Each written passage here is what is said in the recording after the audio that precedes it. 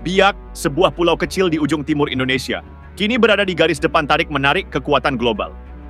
Sebuah laporan mengejutkan mengungkap permintaan resmi Rusia kepada Indonesia untuk menempatkan pesawat tempur strategis di Lanut Manuhua, Papua.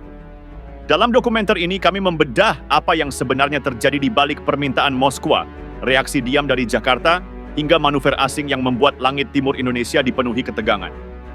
Dari pengintaian udara, rapat tertutup, hingga ancaman proksi digital, semuanya mengarah pada satu pertanyaan besar. Apakah Indonesia akan tunduk atau tetap berdiri sendiri? Jangan lupa subscribe, like, dan aktifkan lonceng notifikasi untuk update terbaru seputar geopolitik dan pertahanan nasional. Biak, Papua, 14 April 2025. Sebuah laporan mengejutkan meledak dari lamanjas.com, media internasional yang dikenal tajam dalam isu pertahanan global. Di sana tertulis satu kalimat yang membuat banyak pihak terdiam. Rusia resmi meminta izin kepada Indonesia untuk menempatkan pesawat militernya di Biak, Papua. Bukan sekadar rumor, permintaan ini disebut datang langsung dari Moskwa, disampaikan dalam pertemuan antara Menteri Pertahanan RI, SF Samsudin, dan Sekretaris Dewan Keamanan Rusia, Sergei Shoigu, 2 bulan sebelumnya. Lokasi yang diminta, Lanut Manuhua, sebuah pangkalan militer yang tenang, namun menyimpan sejarah berdarah. Rusia ingin menempatkan pesawat-pesawat jarak jauhnya di sana. Bukan pesawat biasa. Ini adalah kekuatan strategis yang mampu menjangkau samudra dan mengubah peta kekuatan kawasan dalam sekejap. Namun dari Jakarta, reaksi justru sunyi. Brigjen Frega Wenasin Kiriwang, juru bicara Kementerian Pertahanan, hanya berkata singkat, "Belum ada informasi yang kami pantau." Jawaban itu menambah kabut. Publik mulai bertanya, benarkah Indonesia diam dalam ketegangan sebesar ini? Biak bukan tempat biasa. Pulau kecil ini menghadap langsung ke Samudra Pasifik. Posisi strategisnya adalah gerbang menuju medan laga geopolitik dunia.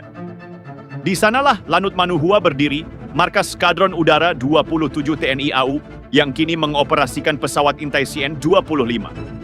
Melalui kanal YouTube @lanutmanuhua, terlihat pangkalan ini masih aktif, terawat, dan siap digerakkan kapan saja. Ada latihan, simulasi pendaratan paksa, dan denyut kekuatan udara yang tidak sedang tertidur. Ini bukan pertama kalinya Biak dikaitkan dengan Moskwa. Tahun 2007, ketika Rusia berencana meluncurkan satelit dari Biak, masyarakat lokal menolak keras. Aksi protes muncul. Ketakutan membayangi. Biak dianggap bukan sekadar tempat peluncuran, tapi pion dalam permainan global yang tak sepenuhnya mereka pahami. Kala itu, TNI AU dan tokoh masyarakat turun langsung untuk meredakan gejolak. Kini sejarah seolah berulang, namun taruhannya jauh lebih besar. Lanut Manuhua bukan sekadar landasan, tetapi juga menyimpan nama pahlawan. Mayor Udara, Anumerta, Lambertus Manuhua, gugur dalam Operasi Serigala, misi penyusupan ke jantung pertahanan Belanda di Irian Barat, 17 Mei 1962. Ia terjun bersama 80 pasukan elit dari langit malam di atas Sorong. Tugas mereka hanya satu, membebaskan tanah ini atau gugur di atasnya. Kini namanya bergema kembali. Namun bukan dalam pertempuran melawan penjajah, melainkan di tengah negosiasi antara dua kekuatan besar, Indonesia dan Rusia. Mengapa Rusia memilih Biak? Apakah karena posisinya di Pasifik? Atau ada maksud tersembunyi? Kekuatan laten yang sedang disiapkan untuk medan konflik global berikutnya? Sikap Indonesia masih belum jelas. Diam bisa berarti menyusun strategi, atau justru tanda keraguan. Biak mungkin tampak sunyi, tapi sejarah telah membuktikan, sunyi bukan berarti aman. Pagi itu langit di atas Lanut Manuhua tampak biasa. Burung-burung terbang rendah. Suara mesin CN-235 meraung lembut di kejauhan. Namun di ruang briefing markas, ketegangan menekan setiap helai napas. Para perwira muda saling berpandangan. Mereka tahu ada yang sedang digodok di Jakarta.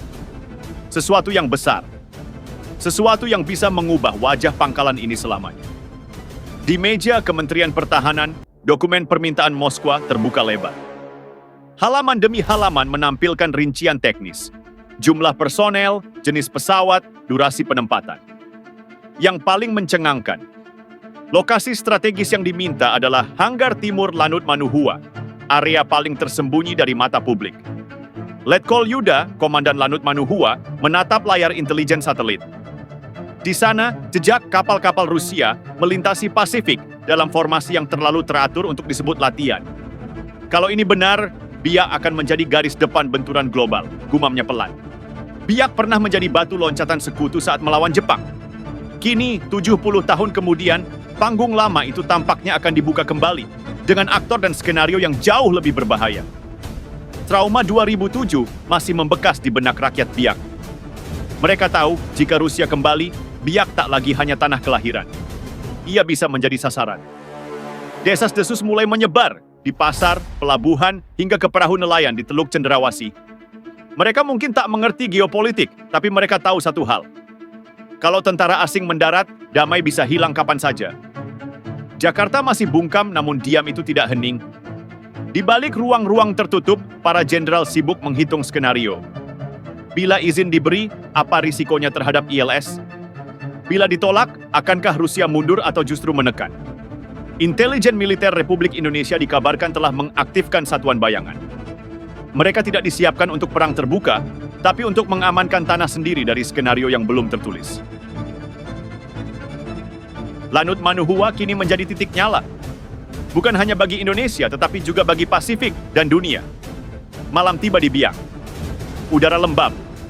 Angin membawa aroma laut yang menyimpan rahasia. Di hanggar timur, lampu-lampu biru menyala redup. Bukan karena latihan, tapi karena protokol waspada sedang aktif. Di sebuah ruangan terkunci, Letkol Yuda menatap peta logam dingin. Garis merah menunjukkan jalur pesawat strategis Rusia.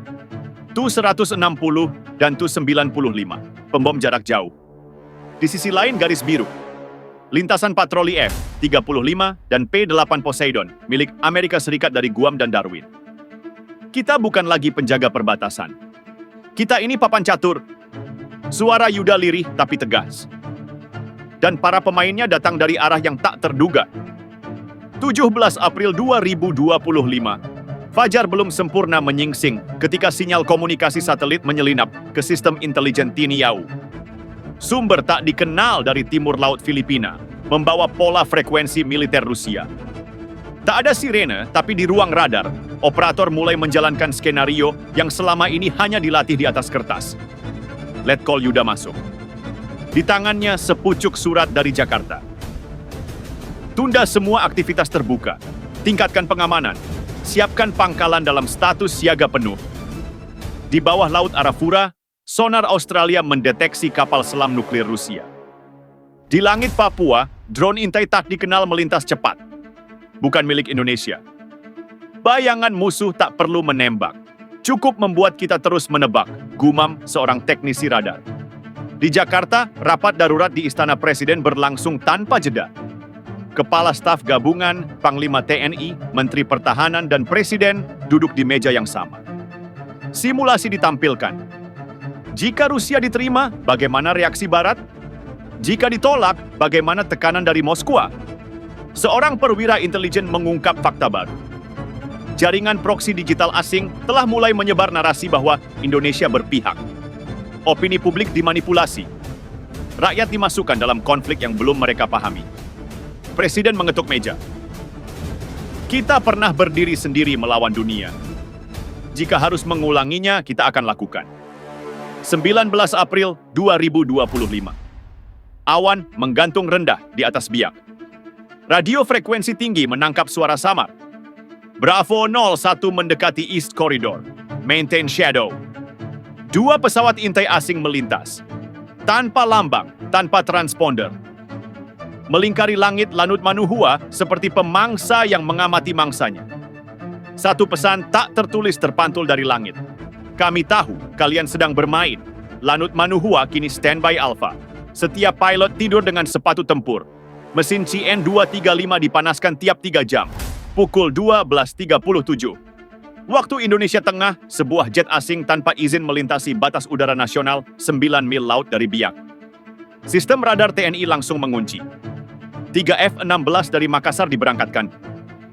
Target locked. Waiting ROE repeat. Waiting rules of engagement. Namun dari Jakarta tak ada jawaban. Sekejap, waktu seolah membeku. TNI AU tidak tunduk pada tekanan asing manapun. Jaga langitmu, jaga tanahmu. ROE aktif. F-16 melesat, jet asing menukik rendah dan keluar dari wilayah Indonesia. Tidak ada tembakan, tidak ada tabrakan. Tapi pesan telah dikirim, langit ini milik kita. Indonesia menolak permintaan penempatan pesawat tempur asing. Papua bukan pangkalan untuk kekuatan asing. Papua adalah benteng terakhir kedaulatan. Mata dunia terdiam. Moskwa berhenti menekan. Washington menghentikan spekulasi. Indonesia berdiri tegak. Lanut Manuhua sunyi tapi gagah. Letkol Yuda berdiri di depan barak, menatap langit kemerahan. Ia tak berkata apa-apa, tapi di balik matanya terpatri satu kalimat. Kita menang bukan karena perang, tapi karena kita tidak tunduk ketika semua ingin kita jatuh. 21 April 2025 langit biak kembali biru. Tapi semua tahu, biru tak selalu berarti tenang. Di bawah awan yang menggantung rendah, Lanut Manuhua tetap siaga. Para prajurit menjaga posnya dengan mata tajam dan langkah pasti. Tak ada perintah untuk mundur. Tak ada ruang untuk ragu. Di Jakarta, konferensi pers resmi akhirnya digelar.